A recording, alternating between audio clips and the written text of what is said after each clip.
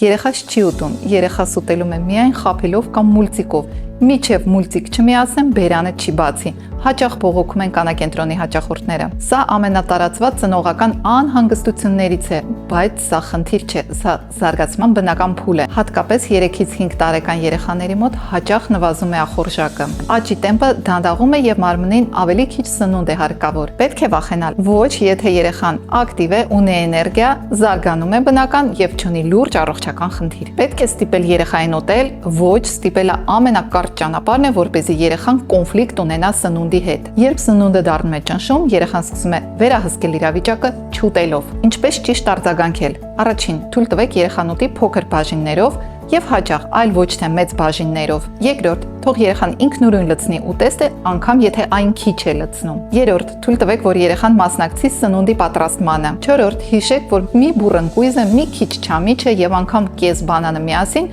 ունեն նույնքան կալորիա, որքան մեկ ճաշը վերցրած։ Հինգերորդ, տանը մի պահեք այն սնունդը, որով երեխան կարող է կտրել ախորժակը։ Եվ ամենակարևորը, մի անհանգստացեք չափազանց։ Ծնողի լարվածությունը, անհանգստությունը երեխան շատ լավ զգում է։ Ես Էլիզա Մանուկյանն եմ, կանահոգեբանական կենտրոնի տնօրեն, հոգեբան։ Ինչպես մեծացնել երջանիկ երեխա գրքույկ եմ հեղինակել 20+ օրինակով այն ձեռք բերելու դեպքում, որպես նվեր տրեյնինգ եմ կազմակերպում։ Գրքույկը ձեռք բերելու համար գրեք նամակ կամ մեկնաբանություն։